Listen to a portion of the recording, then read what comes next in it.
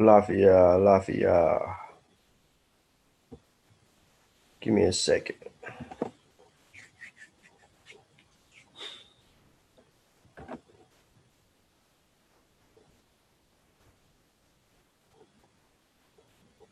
Just a moment, guys.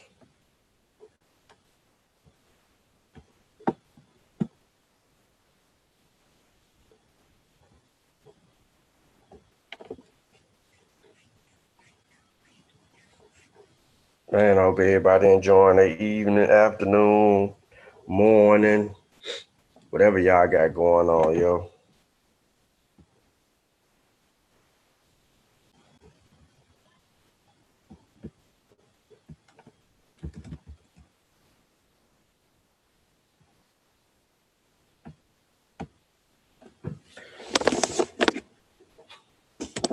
I want to take this time to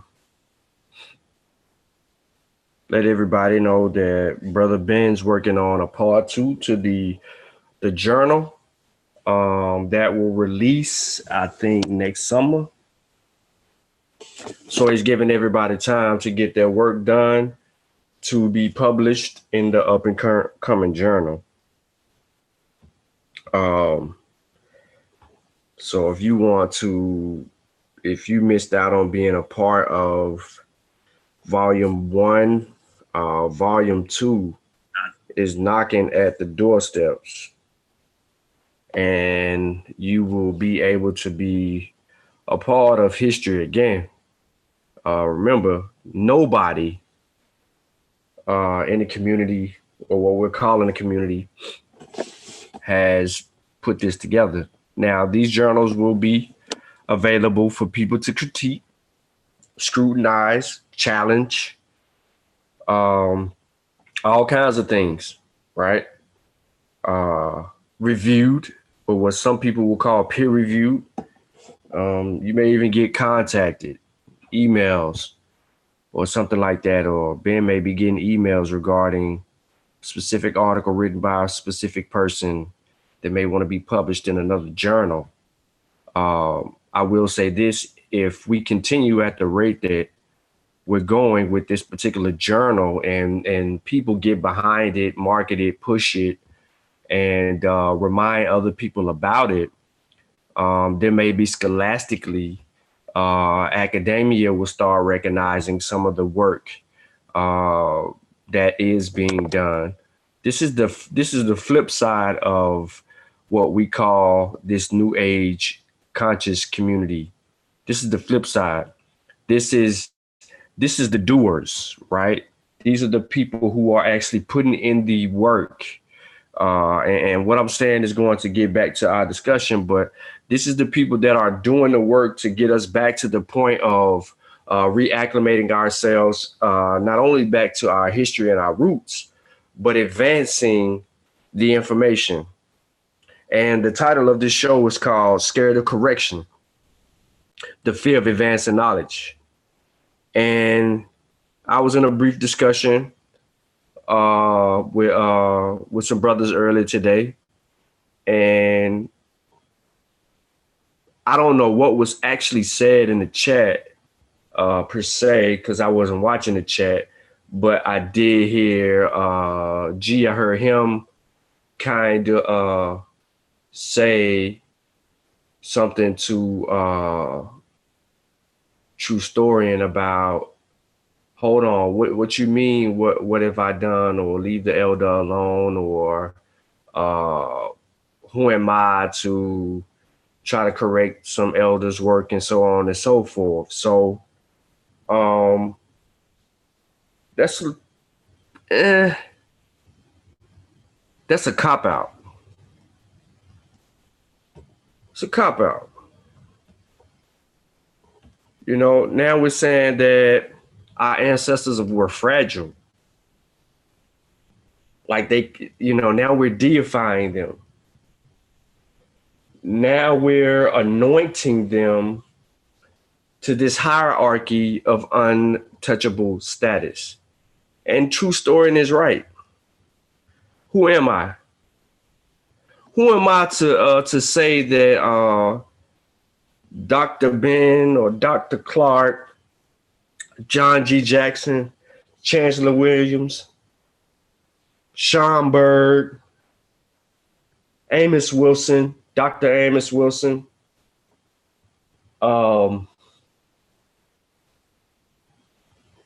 made a mistake or got something wrong. Who am I? What have I done? What contributions to the community have I put forth? That's what I'm hearing when someone says, who are you to correct someone? First and foremost, he has the right to say that because people don't know who I am. Maybe that's my fault. Maybe it's not my fault. Maybe I'm on the wrong platforms. Maybe I'm not. Maybe I ain't trying hard enough. Maybe I am. Because I ain't on Sarnetta? Maybe. Some kind of way his name gets interconnected with everything else that goes on, especially when it's a mess and a pile of crap. Is it because I'm not in every YouTube argument? Is it because I haven't been invited on various pseudo channels? Is that it? I have a blog page. It's called Memoirs of a Nutu, where I've written article after article after article after article after article. You can actually see from the first articles that I was written all the way up into present day, the growth in my writing style, the growth in my in the way that I position the articles, the growth in how I source the articles, and the way that I actually convey the message that I'm trying to deliver, or my reason why, the method in my articles. But have you read anything that I've ever written?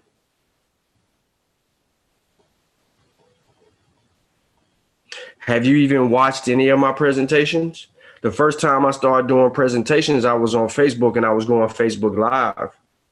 And from that time, you could see the progress in my methodology and the way that I actually source things.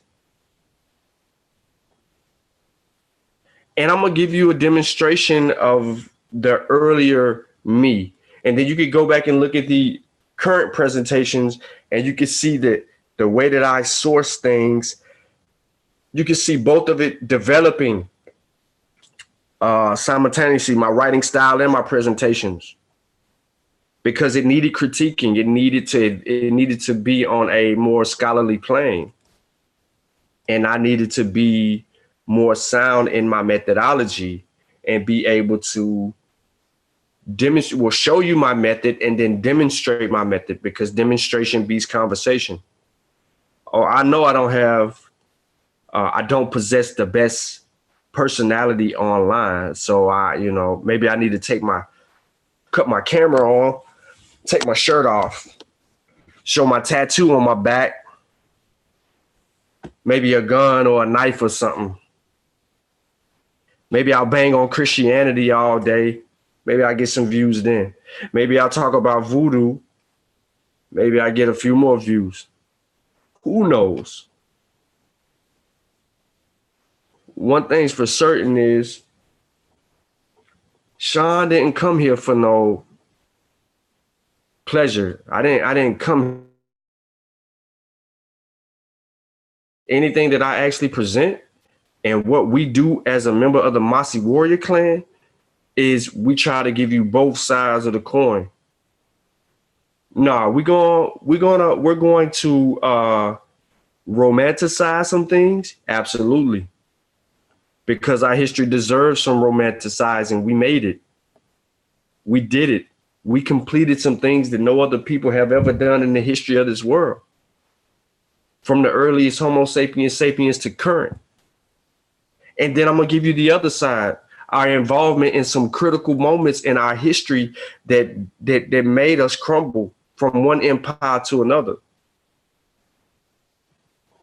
And I'm still going to write articles, and I'm still going to do presentations, and I'm still going to be nobody to whoever thinks that, hey, who is you? Who is Sean? I ain't never heard of him. And I'll be that. I'll be the guy that'll just continue to pile up his little resume very quietly. And then one day when I'm dead or I transcend, some young man that is looking to restore himself or reacclimate himself to African history finds something that I've written or that I presented on YouTube, and it inspires him or her to develop themselves.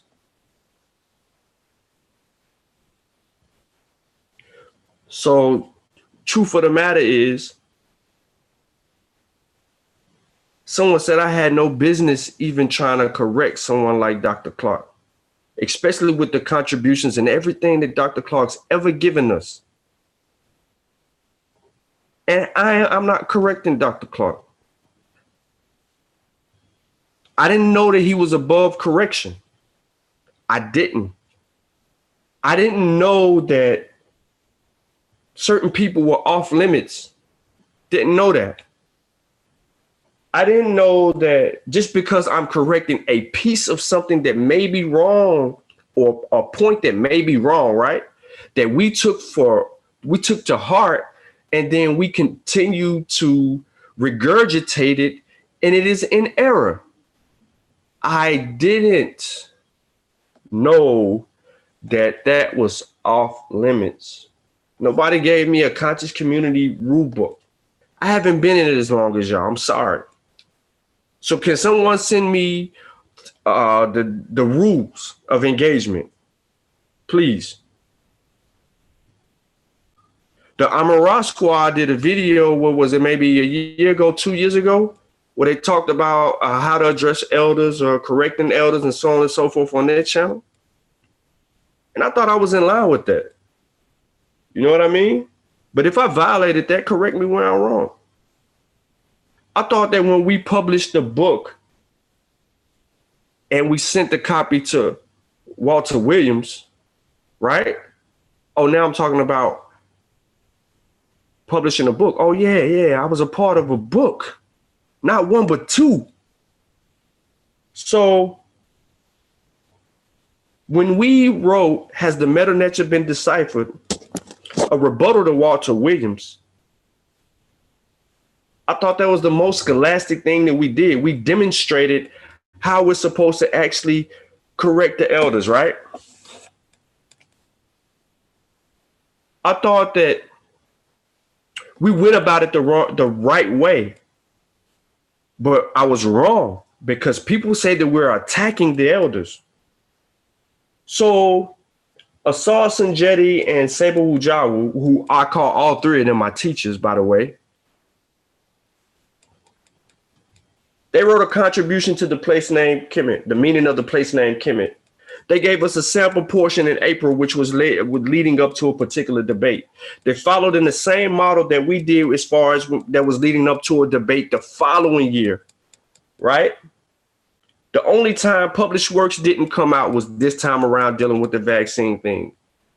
But the people in the Black community, they ain't gonna buy no book from Black people published by us about the research that we've put together and put forth before this actual discussion. They were already anti-vaxxers along with the anti-vax movement created by Europeans.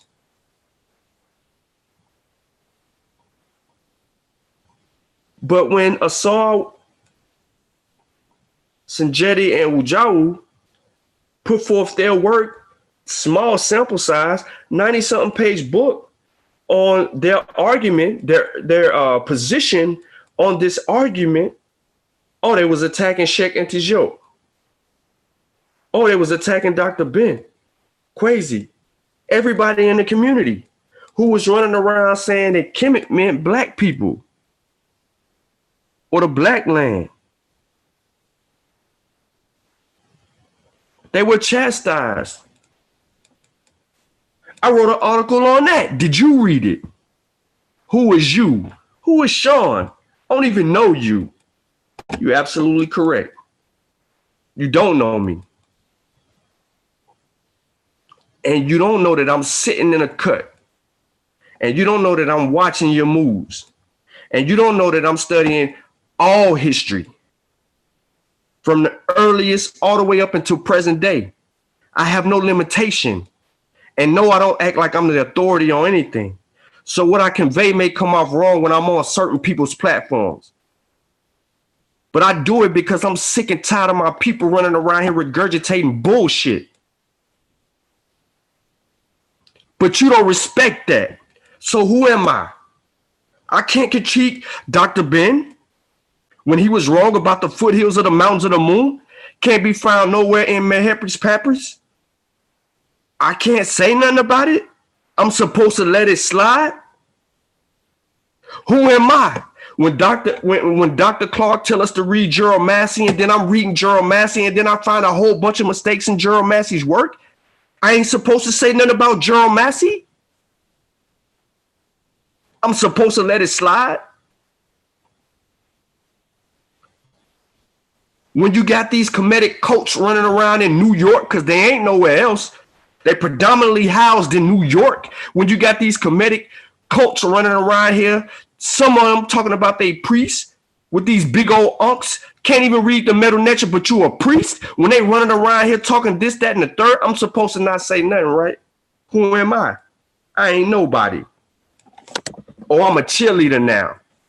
Oh, I got pom-poms now. That's me, right?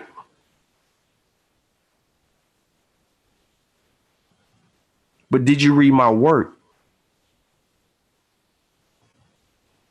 Did you get our book? Did you buy Ben's journal? I have an article written in there. You want to critique it? I got work out there, buddy. But are you going to critique it? No, because you don't care.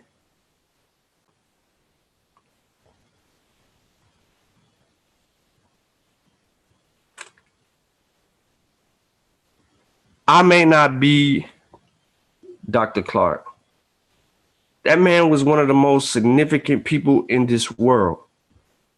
He was motivated by a young Schomburg, young Dr. Clark, who read something that was so moving to him that he packed up his little cottage place in Georgia, when he's from, and he ran to Harlem, New York to meet Schomburg.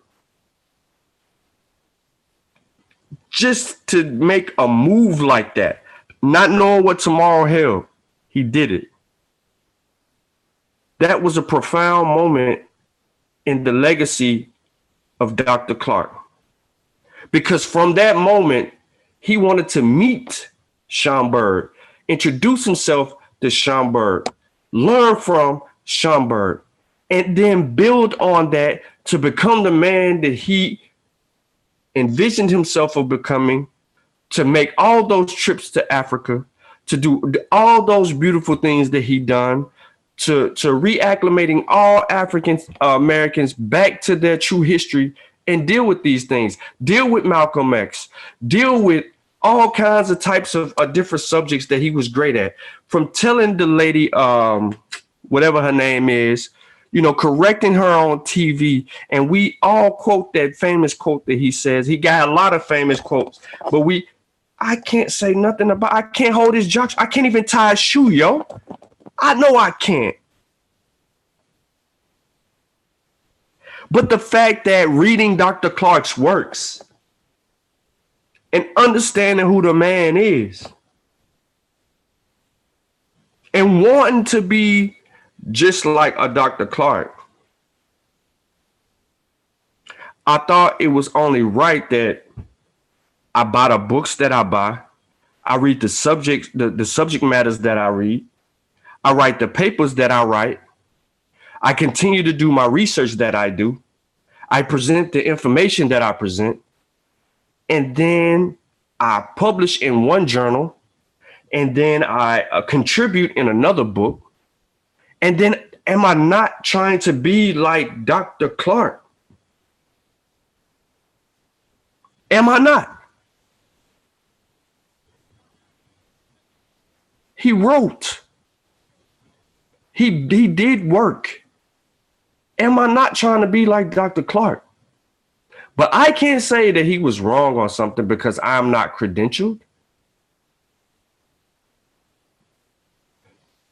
I didn't say his body of work is lessened and we need to throw it in the garbage and we need to get rid of Dr. Clarke. I just said he just was wrong on Mossi. I didn't disrespect him. You can't find one clip where I disrespect Dr. Clarke. Specifically, or Dr. Bent, or John G. Jackson, Chancellor Williams, Schomburg, etc. You won't find evidence of that. Am I not trying to be like Dr. Clarke? I need to know if I'm not trying to be like Dr. Clarke. Did Dr. Clarke not do fearless research? Did Dr. Clarke not publish articles? Did Dr. Clarke not write books? Did Dr. Clarke not present information? Did Dr. Clarke not try to liberate his people? Did Dr. Clarke not make tremendous sacrifices financially and otherwise? Did he not?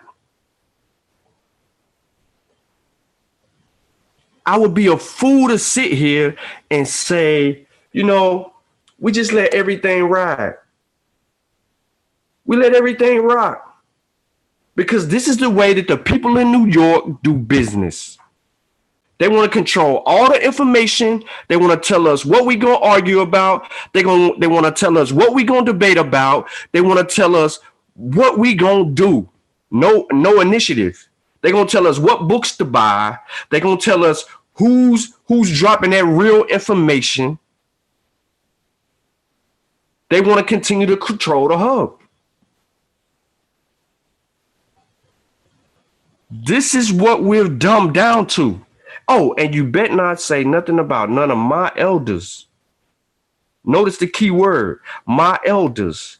You sound just like a Christian when they say my pastor, my bishop, my first lady.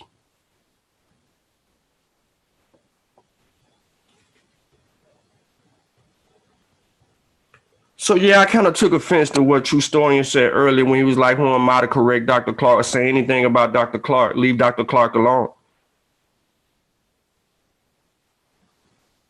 I know what he was saying, but in that moment, I was a little agitated because it's kind of hypocrisy. You know what I mean? Just a little bit. But I kind of know, they were in that mode. They were in troll mode. So, it is what it is, right? But is it my fault that you don't know my contributions? Or is it your fault because you don't pay attention? I ain't buying books to build a library. I buy the books to read them, to get the knowledge out of the books. And then whatever I pull from that book, I contribute it to the people if I deem it necessary. Or I put it to paper. Because I thought that's what Dr. Clarke told me to do. I thought that's what Schomburg told me to do. I thought that's what Dr. Ben was telling me to do. I thought that's what John G. Jackson and Chancellor Williams, the American Negro Society, was telling me to do. I thought that's what they was telling us to do 100 years ago. They told us to form teams. Teams win. If we're going to challenge academia, we need a team. That's what they told us. That's what they showed us, and that's what they told us. They didn't tell me to get on my knees, don't say nothing to nobody, sit in a Hindu position or a yoga position, meditate, and then astral project to wherever I want to go and satisfy my life. They didn't tell me to go on a corner and cop a couple of rocks, a couple of copper stone necklaces, a few pair of unks, and I'm gonna be all right. They didn't tell me to go start a freaking cult and charge people $4,500 to join a cult and to become a priest, and then they'll be able to advance their lives. They didn't tell me that.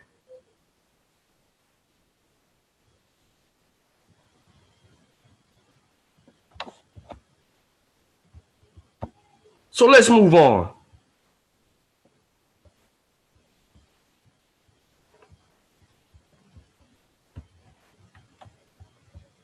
Why are we here today?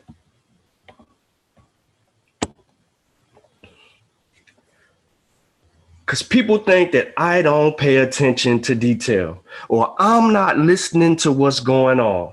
And I just ain't taking notes when I'm sitting here watching these people teach on certain platforms. This video was edited. This video dropped in 2016, and it was edited after certain things were said. So here's the edited version of this particular video. With Meta Nature. Johnson talks about this in his writing. Our teacher, Akin Jobin, who was the head of the University of Ife, talks about this in his writing.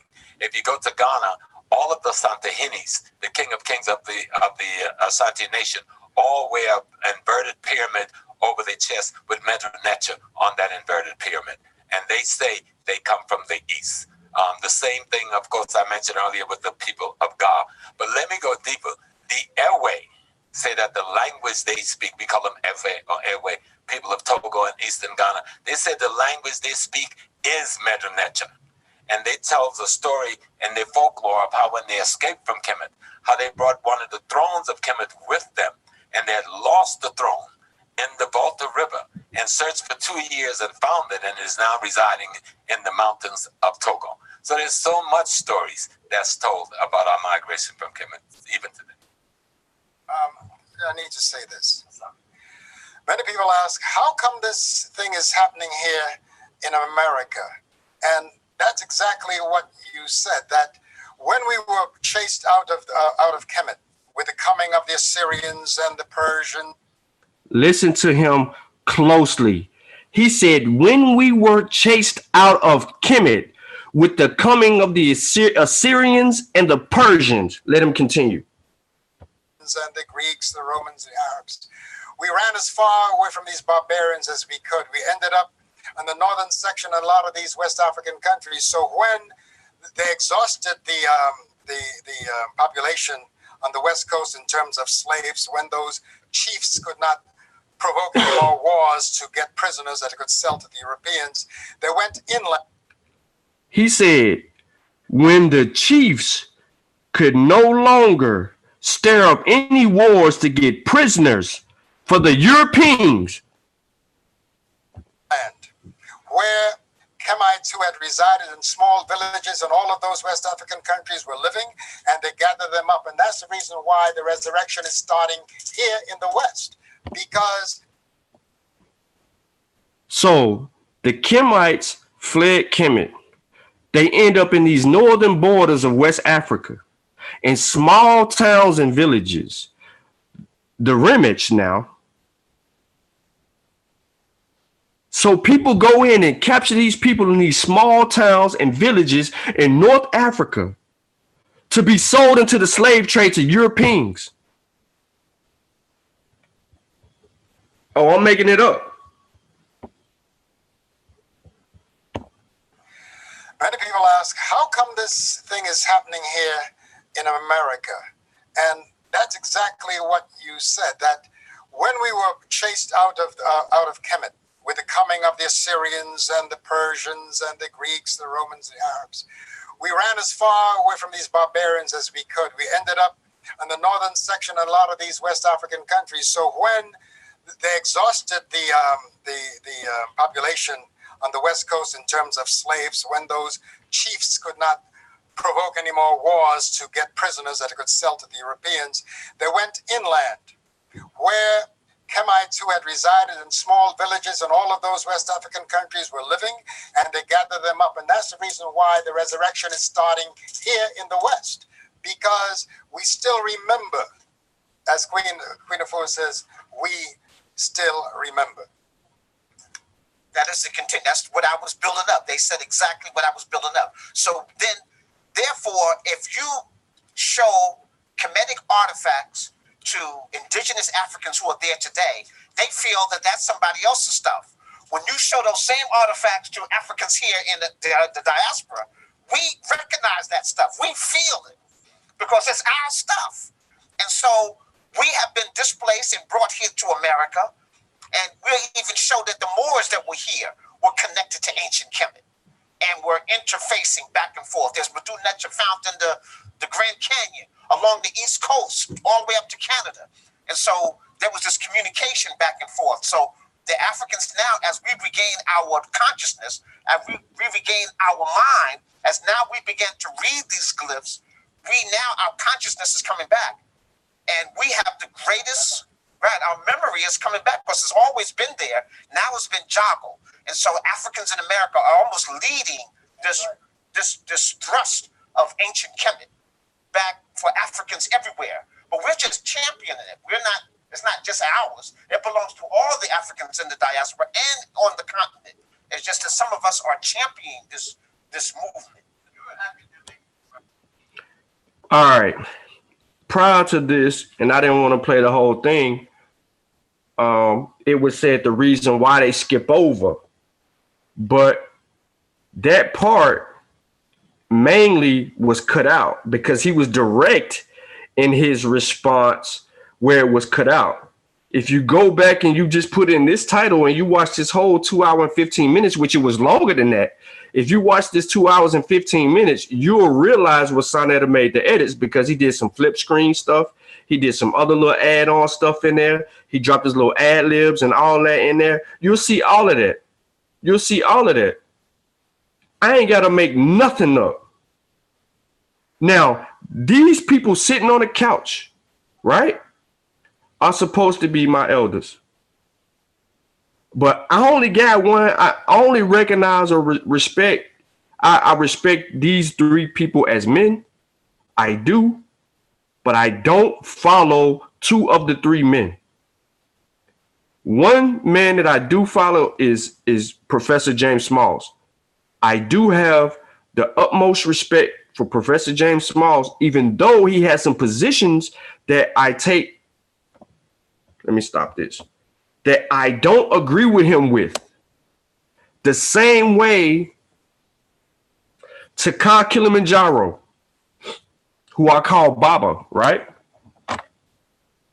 And we say this. We've even had this dialogue in private and on Facebook that we don't agree on certain things because I feel like he has a hyper diffusionist perspective, but he teaches the heck out of methodology. And then at times I think that his biases get in the way of, the things that he's taught me in his research work, him and his wife. And I feel like the position that he takes is one of a blackologist.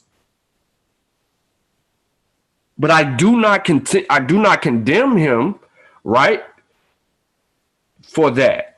Somebody else might take offense with him, and I respect what somebody else's position is, and then we move on from there. And it's just that on that. But that's where I'm at with that. So I wrote an article a few years ago about restoring Impromptu.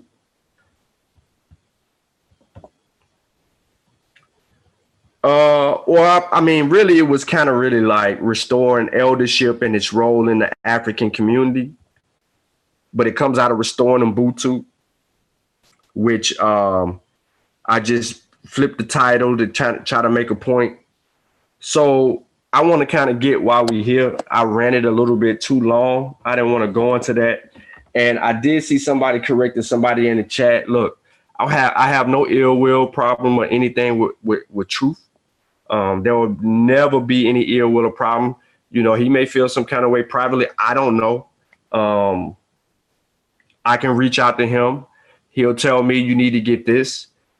this source or that source that'll help you correct this, that, or the third. Did you read this particular work right here, by the way, because it's some good work? And I'd be like, nah. I had already had Eric Foner's book, who's somebody he had dialogues with. And one day he was talking about Eric Foner, and I was like, oh yeah, well, I got that book. And he was like, oh, okay. You know what I mean? And we kind of built on that for a little while. He introduced me to Hugh Thomas' slave trade book. Let me see. It might be some other work out there that I ain't thinking about right now that he introduced me to. Put me on the path of the Portuguese and so on and so forth. And then that led to me buying these West African books that made me hunt down and track down the Portuguese as well. So, nah, there's no me versus him or anything like that. As being a member also of the Seshu Money Metal Nature, we realized that Stolen Legacy had some flaws in it. And most of the information that was being propagated by that good brother in his book was coming from occultists as a source. Did we condemn George G.M. James for that? No, we knew that Madame Blavatsky was the source of some of the information that he used in the book. I guess we're attacking him too. So again, man, are we scared of correction? We had this huge fear of advancing knowledge. But see, in ancient Kemet, if you study Kemet, they had no problems with advancing knowledge. Look at the great things that they accomplished. They didn't sit around and hold one another back. If the great Imhotep made an error, it was corrected. Why? Because they had this thing called Tep Hesub, correct method, which means you needed to demonstrate the correct method in order to advance whatever it is that you were trying to do. That's what people ain't talking about. So why I study Kemet is to get the genius out of Kemet and then move forward. So real quick, I'm shooting from the hip now, because here's the problem that I have with half of you conscious folk, you woke folk, is that y'all want to make everybody, y'all want to give everybody titles, master teachers, elders, all these things. You don't even know what an elder is. Everybody ain't an elder. We just handing out titles to folk. Well, I'm going to tell you one thing that Dr. Clark never told me. Dr. Clark never told me that these rocks were going to bring me wealth or quartz, crystals. Dr. Clark never told me to astral project. Dr. Clark never told me to align my chakras. Dr. Clark never told me nothing about no metaphysical bull crap. None of it. That's what he told me.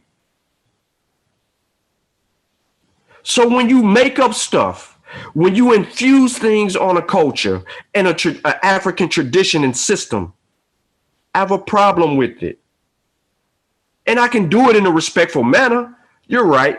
I can say things a little bit different. I tend to get in my feelings a little bit quicker when it comes to being, us getting the right information, because I care. But I wear my heart on my sleeves. My emotions on my sleeves. I ain't perfect. I'm the scribe that's in the classroom, the Saber Wujawu and the other classmates always got to pull out the stick and hit on the head. Every now and then, you can answer Tep and right in the chat. That's me. But I ain't afraid to make a mistake publicly, and I ain't afraid to apologize to you in public as well. So when you diss West Africa, yeah, there's a problem. And people think that it was just smooth over, go away, and then we move on. That's absolutely fine.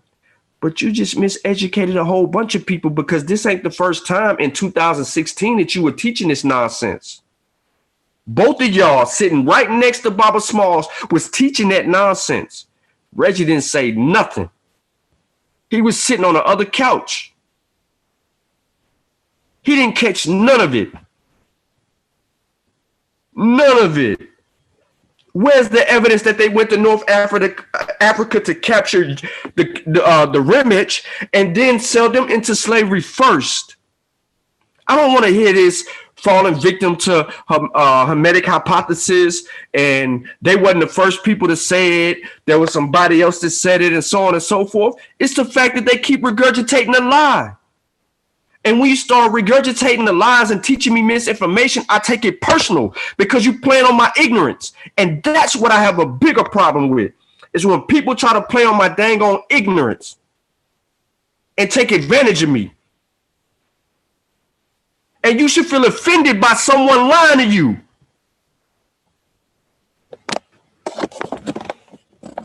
And you gotta stop letting Sonetta talk to you crazy in them chats.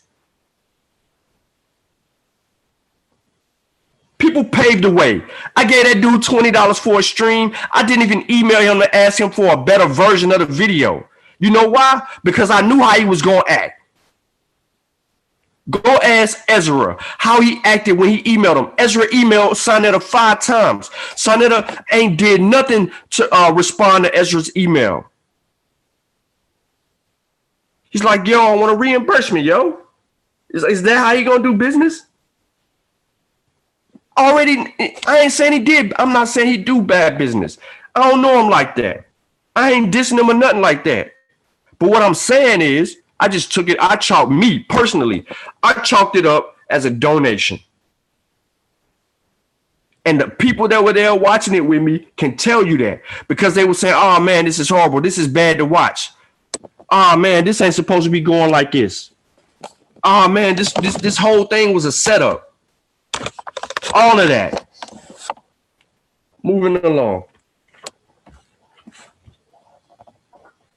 And I don't care if anybody like me, man. I don't have that many friends. I don't have no following. People don't just follow me. I ain't nobody important. But who am I to try to correct Dr. Clark? I thought if I stood on Dr. Clark's shoulders just to see a little bit further than he did, that I was doing the right thing by Dr. Clark. I thought if I stood on Dr. Ben's shoulders and just correct a few little things that he got wrong in his time based on his sources, that I was doing the right thing by Dr. Ben. I thought that correcting some things in George G.M. James' stolen legacy and advancing that information would be right, or to put people up on game on that, to let them know, like, hey, look, yo, we don't need to be using this like this. This isn't all right and exact.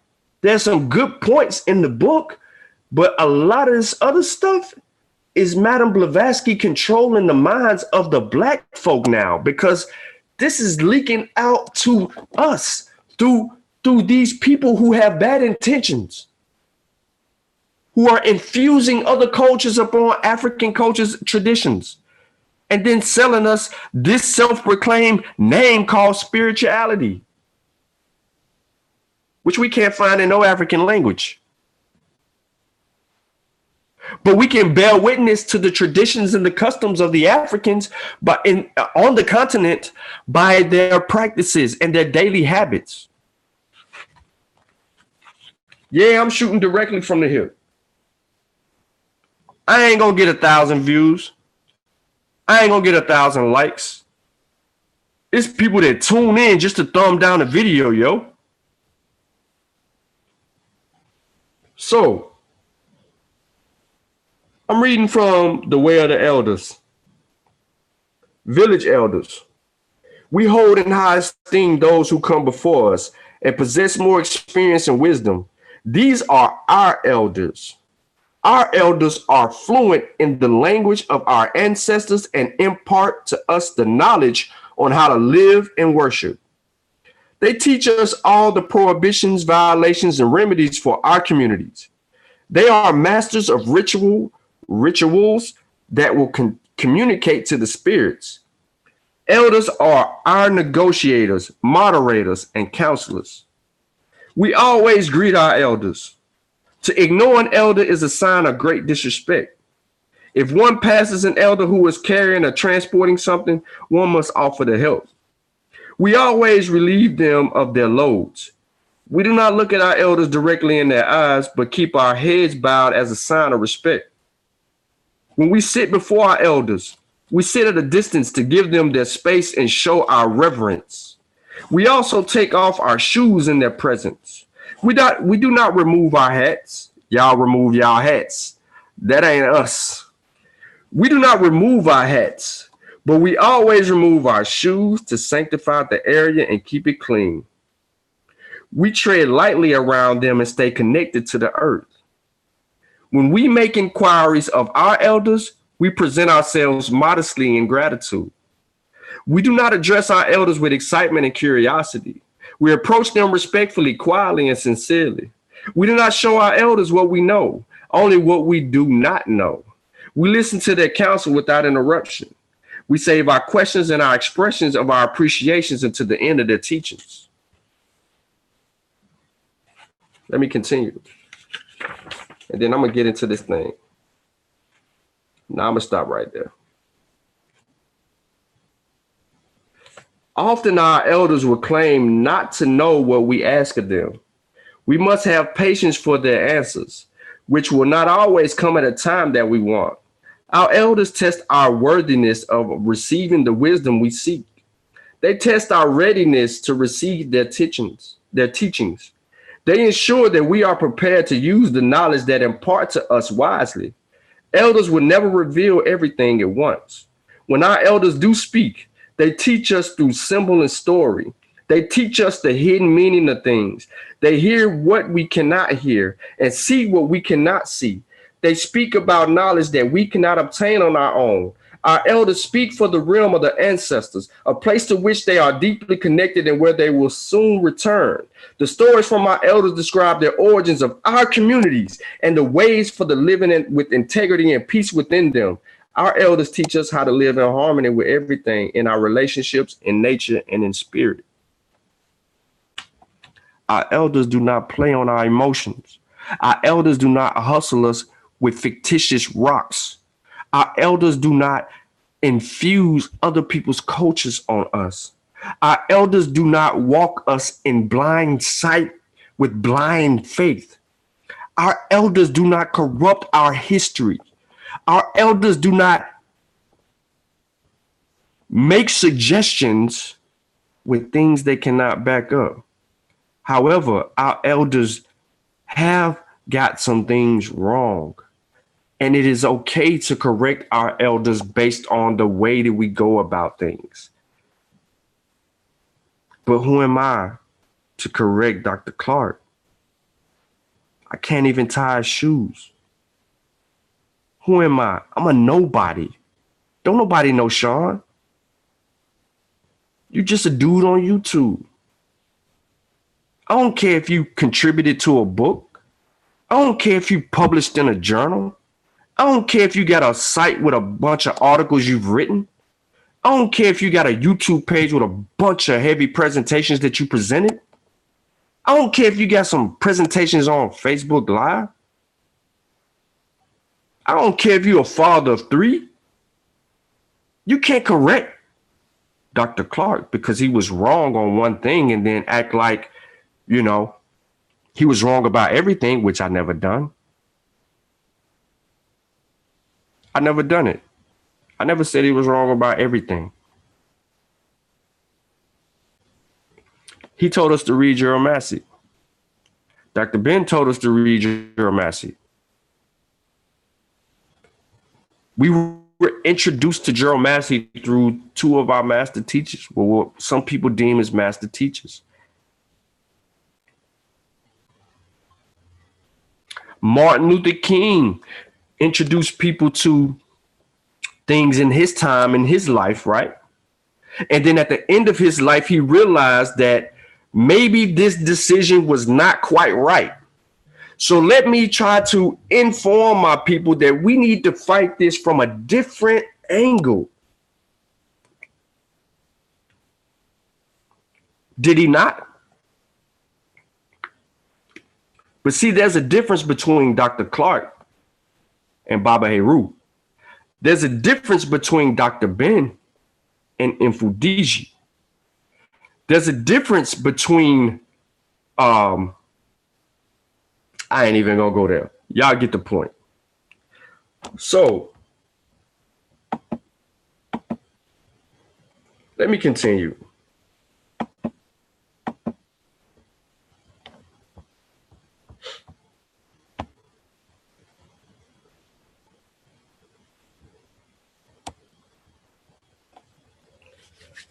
I'm gonna reintroduce y'all to restoring eldership and its role in the African community or the African American community, because we African American, and we're only supposed to embrace the last 100 years of our history or 400 years of our history and ignore 2,000 or 3,000 years ago or 5,000 years ago by some people.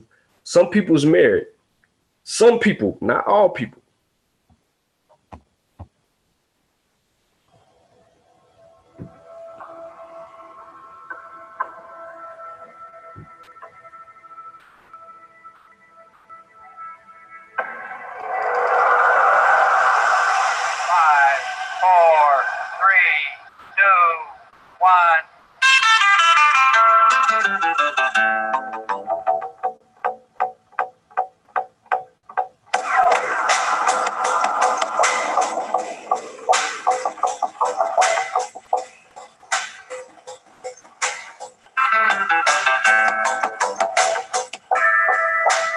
My elder.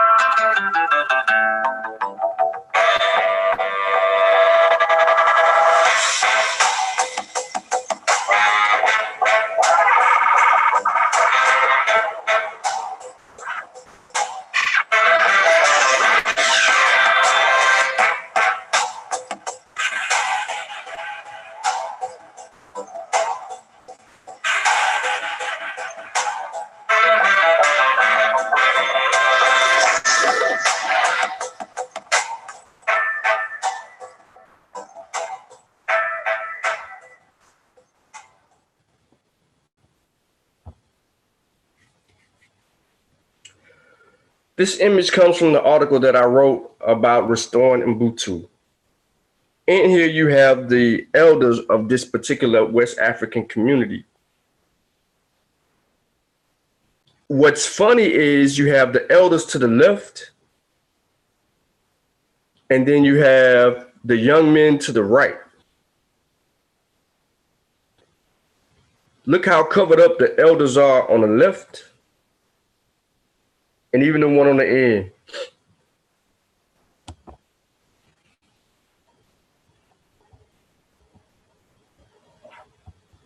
All right, let me get to this. Let's go. So I'm going to ask the elders, is there anything that you would like to say to the community as a whole? Just one sentence, and there's no such thing as impossible. If you shoot for a 10, you get a 5. Don't be worried, because there's 5 more than you had when you started. Now shoot for another 10. Yes. Yeah. I would remind you that you volunteered to be here.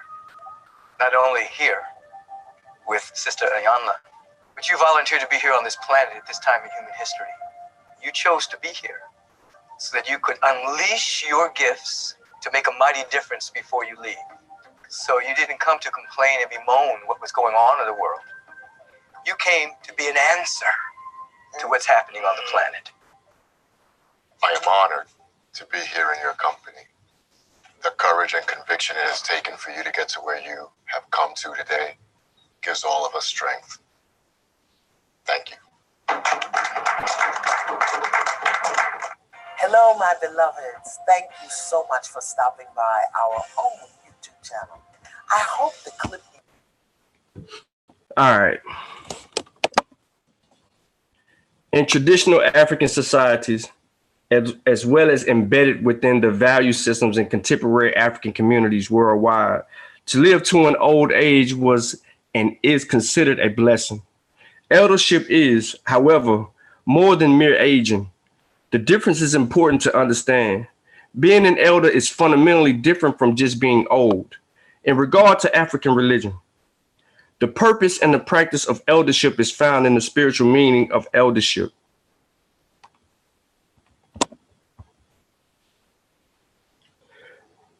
Back to West Africa we go with this image. This is a council of elders. When there's a festival or something of importance, the elders are all seated in chairs out front of the community.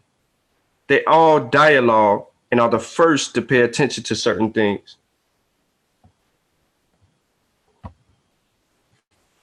All over Africa, elders are respected and trusted as mediators, facilitators, and repositories of knowledge and wisdom. Indeed, in African societies, these elders are considered to be a vast reservoirs of the collective wisdom that has been accumulated over time. But despite their wealth of knowledge, the important role of the elders in Western society has been lost, says Ampi Muller of the SARS Center for Conflict Resolution.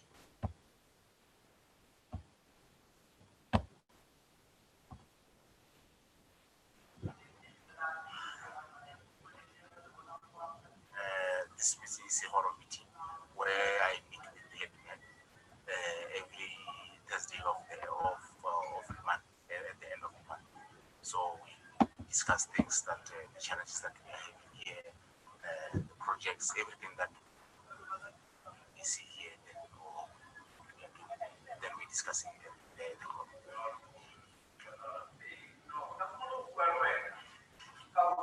Most of the people are, most of them, they are not educated. Now you probably can't hear this video, but the man just basically said in the video that before they do any business, they meet with the elders in the community. We exchange ideas sometimes. He says this is where the elders meet and exchange their ideas and consult about things moving forward in their community. Also tell me what they can do, what they cannot do, and I will also tell them what they must do, what they must not do.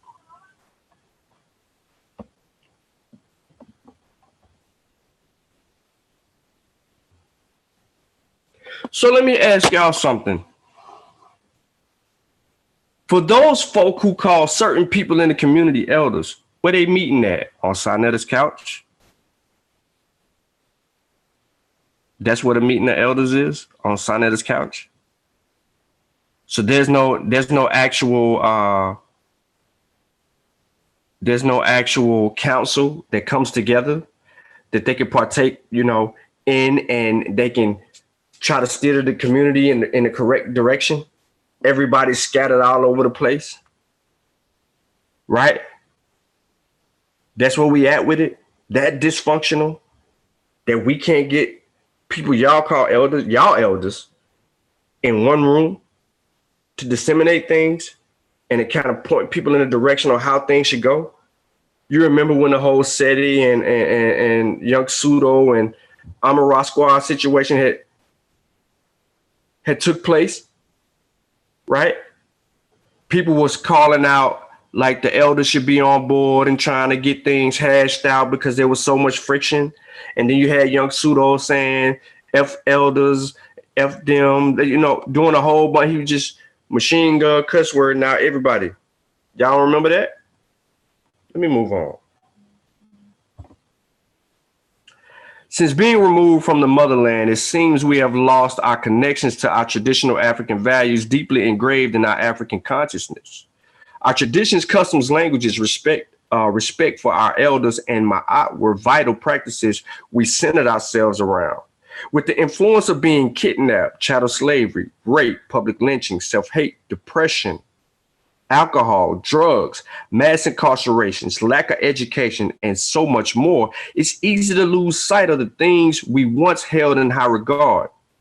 Even through all the agony, pain, and suffering, intimidation, and mistreatment by our oppressor, how do we gather the nerve to disrespect, dumb down, and dismiss our elders? We have allowed the colonizer to set the rules of engagement. Therefore, we no longer seek counsel from our elders. Yet we look to the West in her thuggish, narcissistic, disdain mannerisms. In doing so, we have become that which we have grown to resent.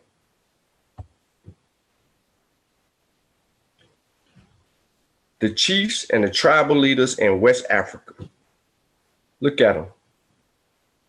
Behind them sits the women, and to the furthest or farthest back, you will see the youngest in the rear. The elders, they may call them Bakulu, Akbane, Nasu, Haka'u, Hogan, etc., are the embodiment of wisdom, and in its wisdom, they stave off foolishness, which can bring catastrophic disharmonies to a society. It's from Asar Motel.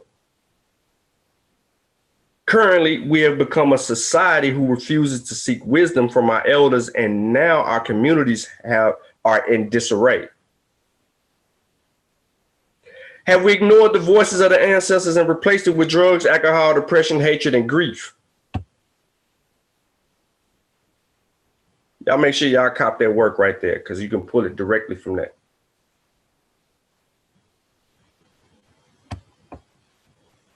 Now, I recall a time when I used to walk to the corner store and I would run into a bunch of older men in the community who occasionally would hang out drinking. And as I passed by each one of them, they would offer me advice about life and the importance of making good decisions. They were drunk, but they still gave me advice. I would look at their situation and just shake my head because I was able to relate, but couldn't relate to their struggle. Today, I have a different perspective because I understand the African principles of eldership. The kids today seem different because not only is there a communication barrier due to the age, but they also seem far removed from listening to anything anyone has to say. This is a council of elders as well. But these people right here in the United States,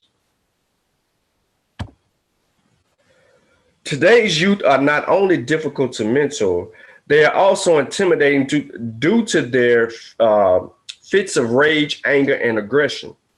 True elders have since been phased out, and I can't recall a time here recently that we witnessed the same level of respect we once had. The days when great grandmothers and fathers would sit at the kitchen table sharing knowledge with their grandchildren seem to be over. My great grandmother, who transitioned a few years ago, used to tell me all kinds of stories about life, the struggle, the things she endured, the things she seen, and the things she saw others overcome despite slavery. We called her the Rock. Y'all remember that word? The family's personal savior and our glue. She was more than all of us combined, because she practically instilled all that we know in every one of us. Our children are missing that rock, partly because we have forgotten so much about the importance of we. We only know ourselves, and we tend to take for granted the knowledge and wisdom of our elders. Now we have mamas on strike. Who are elders, and what role do they play in the African family? They are believed to be the teachers and the directors of the young. Among the effect, it is said, the words of one's elders are greater than amulets, which means they give more protection than the amulet does. In the same way, the Igbo say, he who listens to an elder is like one who consults an oracle. The oracles are believed to give the infallible truth. Thus, the elders are also believed to say the truth, and their words and instructions are heeded to for the promotion of good behavior among the young. Traditionally, the elders carried the rock-like quality in the community. We could look to them for guidance and wisdom. It didn't matter if we knew them our whole lives or only for a few days. If we needed them, we knew where they were to find them.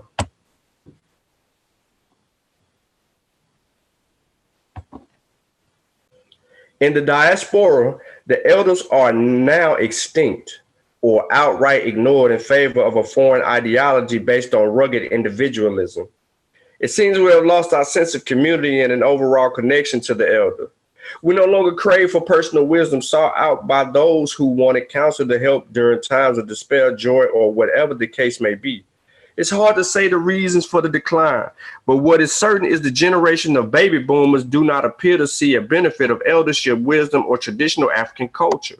According to Asahel Motel, this is important to understand as the job of an elder is to help younger generations to discover new, more satisfying dimensions of being human. It is the youth's job to expand on the collective pool of wisdom. It is the youth's job to expand on the collective pool of wisdom. Our job as elders in training are to travel the shores of eternity and record what we witnessed and then find ways to translate into experience that which we witnessed on the shores of eternity into the material world.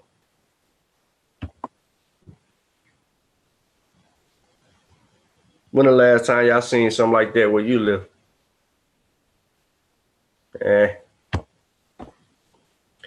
If we were to take a look inside of each African community in America or abroad, we could probably count on one hand how many elders are in these communities. We have a lot of older men and women who have not assumed the role of responsibility of maintaining order. This reality is twofold because in order to establish an elder as important role models, each African family will need to commit to teaching our children traditional African principles. The back talk, small mouthing, back turning, door slamming, huffing and puffing attitudes needs to be replaced with my eye-guided principles, and the role of the elder in teaching the youth needs to be restored. As stated before, it is the job of the elders to instill wisdom, truth, perspective, life lessons, and so much more. The role they play in our lives is too significant to allow them to be unheard, disrespected, and not seen. Elders establish guiding principles, creates the structure of organization, sets up the structure of the organization, sets up the structure of conflict dispute resolutions, decides how and where the elders groups will deal with situations, establish an orthodox African Kemet pedagogy, and judgment sessions. That's from my book. That book right there. Get that. Some wise wisdom in there for some people. You might find the jewels. Maybe not. You might just be against it. We need a council of elders in every African community across America. In Philadelphia, the Raising Awareness Group seems to be taking on a challenge, but we need more to rebuild. They are doing great work assembling like-minded individuals, understanding the importance and the role of an elder, working together to solve problems, common sense issues, and repairing a bridge between the elder and the community with hopes of restoring something that has been long lost. I reach out to them. I link with them. I can talk to Donald. I can talk to Impromptu. They will respond to me immediately. It's not a problem. When they have things going on in Philadelphia, I donate to what they have going on. I don't ask no questions. I donate something to help them because they actually have a council and they're doing work in the communities and they're trying to restore balance among us. They're paying attention to what we're doing. And they encourage it. They're encouraging things like this.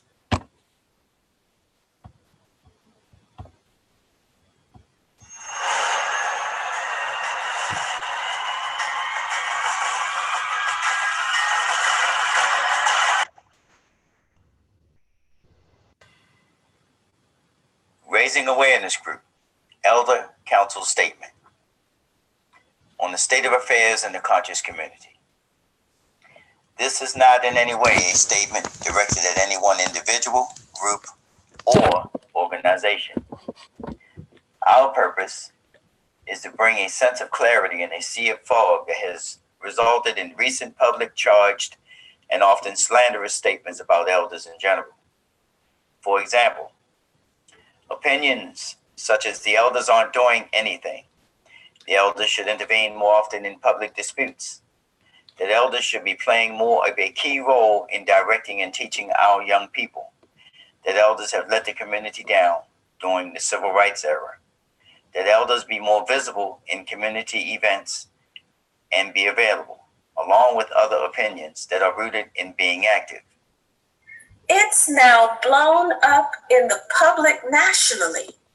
To keep it simple, vulgar language, disrespectful name-calling, baseless accusations, and even the empty, arrogant, false claims that elders are, in effect, missing in action. All of this amounts to filthy, arrogant ignorance aired out in public. Such self-destructive behavior and the ease of which arrogant character assassination is sprayed on so many innocent folks is poisonous to the entire progressive Black community. Why? Arrogance, like lying, makes people believe they are something they are not, have something when they do not, did something when they did not, know something they know not. Ignorance combined with arrogance is guaranteed Black self-destruction. We can end this cycle. I wonder why these people think they don't have to respect the conscious elders such as myself and others. Is such disrespect warranted? And can you actually justify it with any evidence? What is your definition of an elder? Let's be clear. What you consider an elder most likely isn't an elder at all. Most likely, the person or persons you consider elders are nothing but olders. They aren't elders at all. I wonder why those people haven't done the work we did, but continue sitting at their computers, complaining about what we didn't do. Where is your body of work? Your successes and mistakes and all. We did work they didn't even know about. Where is your Garvey, Malcolm X, Black Panthers, Dr. Yosef Ben-Jochannan, Dr. John Henry Clark, Dr. Ivan Van Sertima, Dr. Jacob Carruthers, Dr. Amos Wilson, Dr. Charles Finch, Dr. Asa G. Hilliard, Carter G. Woodson, Nat Turner, Henry Highland Garnett, Elijah Muhammad, Mumia Abu Jamal, Kwame Ture, also known as Stokely Carmichael, H. Rap Brown, George Jackson, Jonathan Jackson, Fred Hampton, Khalid Muhammad, Dr. Marimba Ani, Dr. Ishaka Musa Barashango, Ashra Kwesi, Steve Coakley, Dr. Francis Cress Welsing, and others. Where are they of your generation? Those listed above left you a body of work and a legacy to build on. But you'd prefer we leave y'all something like the Rothschilds, Rockefellers, etc.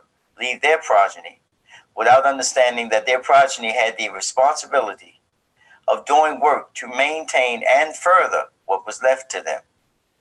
We are at war. How many of you really understand what being African-centered actually means? It means practicing African culture, embodying all things African. In African culture, the Babas and the Nanas were highly respected, for they were and are thought of as nearest to the ancestors. Treasure and honor them while they are still here. We are here, and we have much we want to impart to you. Even in disagreeing with us, the elders, there is a proper way of doing so. Go do some real research first. Go read some of the works of these giants first. One young brother tried foolishly to accuse the conscious elders of being narcissistic. He probably doesn't even know the correct definition of the term narcissistic at all. We throw around terms without actually doing the research necessary to know the correct definitions of the terms we're using. And yet, most of the conscious elders have never been narcissistic. I see a lot of evidence of narcissism displayed in this current generation of so-called conscious folks, though. How is it that you come to conscious elders claiming that we failed you while sidestepping over the crack era drug dealers, pimps, gangbangers, pastors, and others, after all of the money they've accumulated from the Black community, and not ask why they failed you? Granted, the world is quite complex. As elders, we understand from life experience that nothing difficult is easy. But in science and in nature, external aspects are not the catalyst for the internal driving force of the internal aspect. Self-motion is the engine in the car that moves it from within. When there is no engine, you are forced to push it from the back or pull it from the front. We are Africans digging out of a Holocaust of epic proportions that would have wiped out populations from the face of the earth, as hundreds of millions of Black folk were impacted and are still attempting to regain their minds, hearts, and the fruits of their labor. It is painful and sad, but we all face it, youth, elders, and ancestors.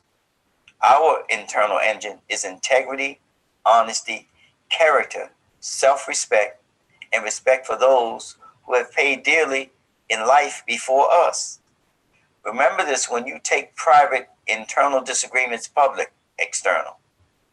Never any good comes out of it. We are here and never left. Remember, relationships between and among elders and youth are two-way interactions. Respect is and must always be the common denominator in both and between both. One great example is the event that the Raising Awareness Group gave in August 2016.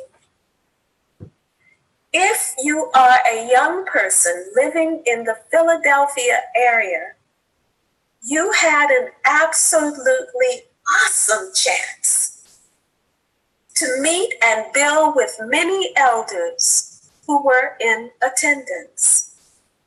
The theme itself should have been called A Calling Card to All, honoring the elders and restoring the principle of Ma'at in the African community. The theme itself should have been a calling card to all, honoring the elders and restoring the principle of Ma'at in the African community. This question of where we're at and are we available should now be laid to rest in the Philadelphia area African community. Other communities have had similar events during the past year, 2016, around the country. So the question should not be where are we, but rather where are you? We also understand that you build and nurture the community on a local level.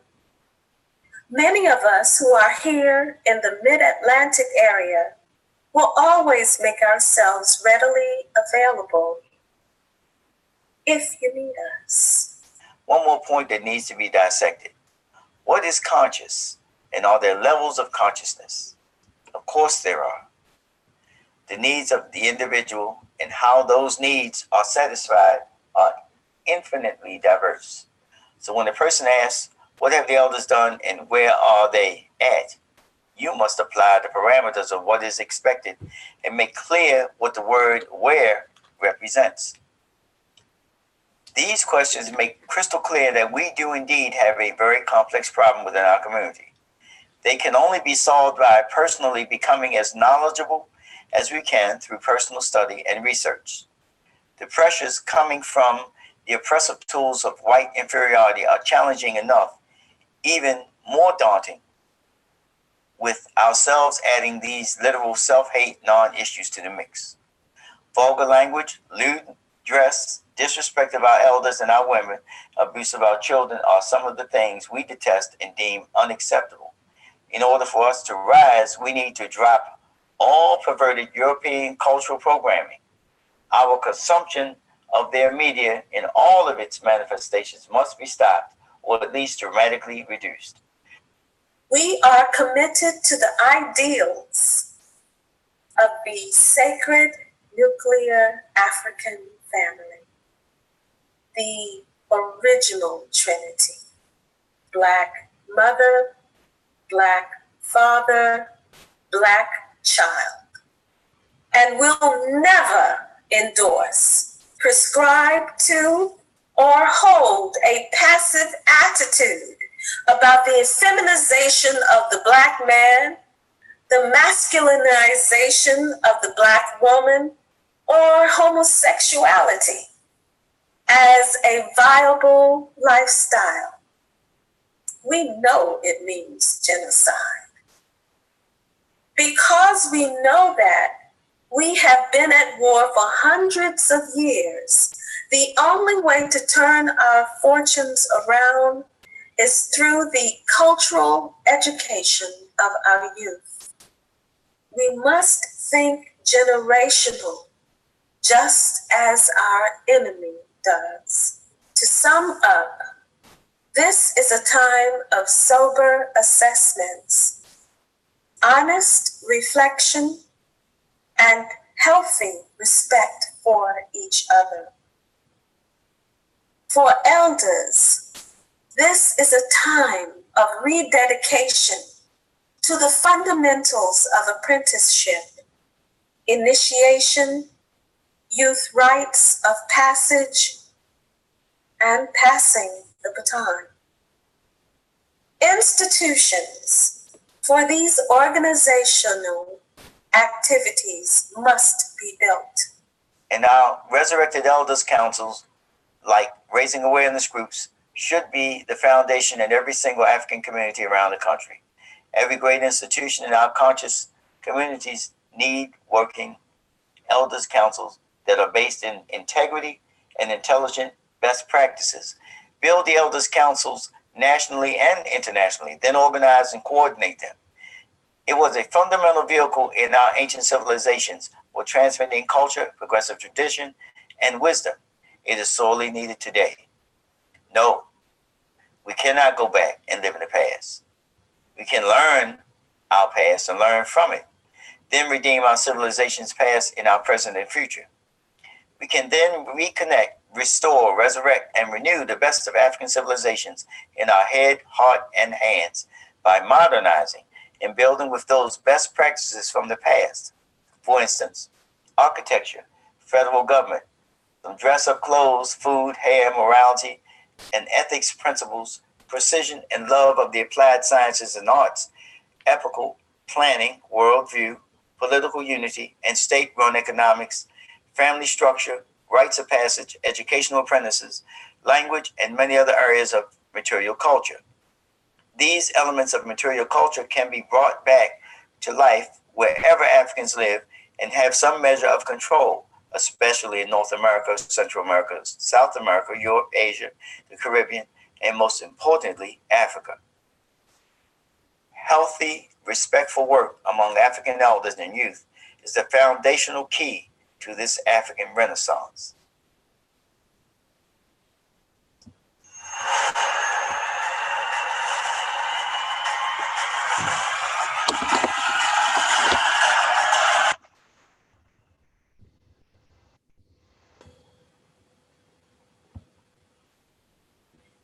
We must uplift the principles of eldership and recognize as a people our roles is much more than individualists. Restoring core principles is needed. We have to tackle this issue head on and allow our elders to feel the need to rise up once again. Without them, we will not succeed and everything we have built will be lost. It is not African to turn our backs on the people who have paved the way for our generations. Our elders are slowly assembling and we should encourage them to congregate so that our fight is fought within the confines of the council of men and women dedicated to truth. I'm going to say that again. Our elders are slowly assembling, and we should encourage them to congregate so that our fight is fought within the confines of the council of men and women dedicated to truth. Not mystery, not mysticisms, but the truth.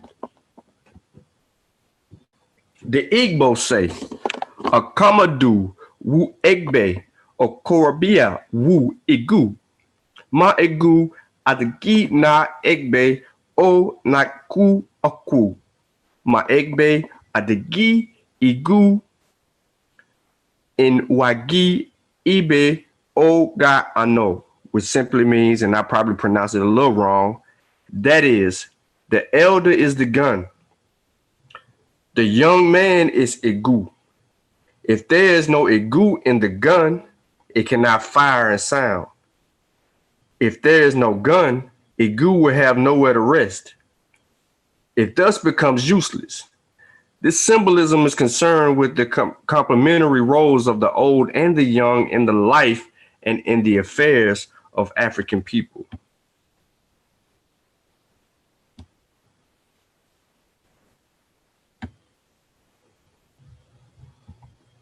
I ran through them sources real quick.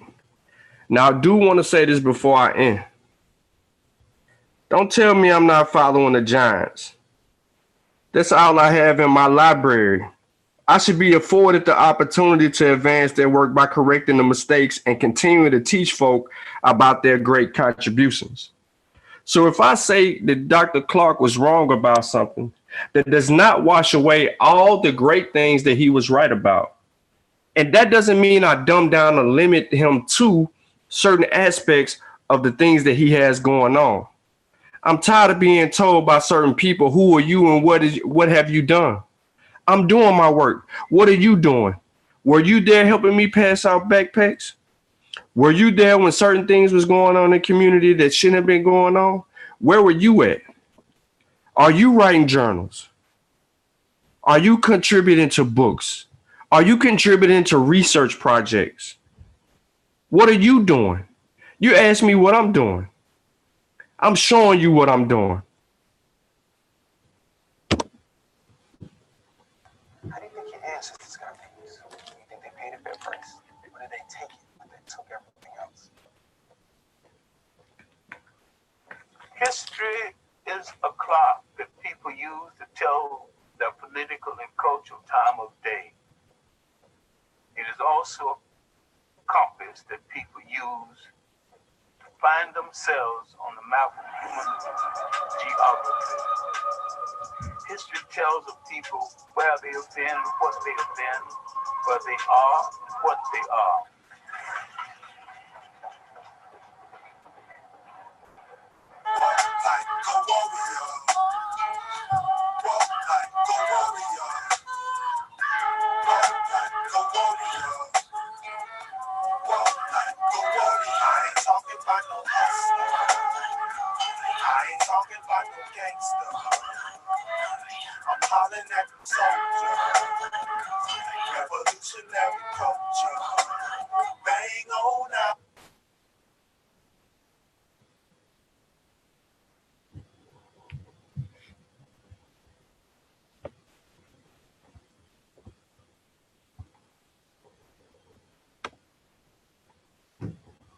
And that concludes my little rant. So you can do what you made with this particular video. Thumb it down, charge me, whatever you want to do. But don't ever tell me that I ain't good enough or I don't have enough work being done. I'm not doing enough to correct somebody. Nobody is above correction. And if we're going to advance the information that our ancestors, especially somebody like Dr. Clark, Dr. Ben, John G. Jackson, Chancellor Williams, Schomburg, and others, then we must not only read their works, but where they are wrong, we must advance that work. And if we're not doing that, then we're doing it a disservice. We can't allow people to sit here and say that they migrated from Kemet because of invasions and ran to the northern tips of these West African places and hid out in small communities and tribes, and then were captured and enslaved and sold to the Americas. And that's why the first people here were the Rimage, and that's why they were able to bear witness to the Medu Neter being written in the Grand Canyon and along the East Coast and all these other places. You playing on my ignorance. You preying on my ignorance. And that is where the disrespect comes in.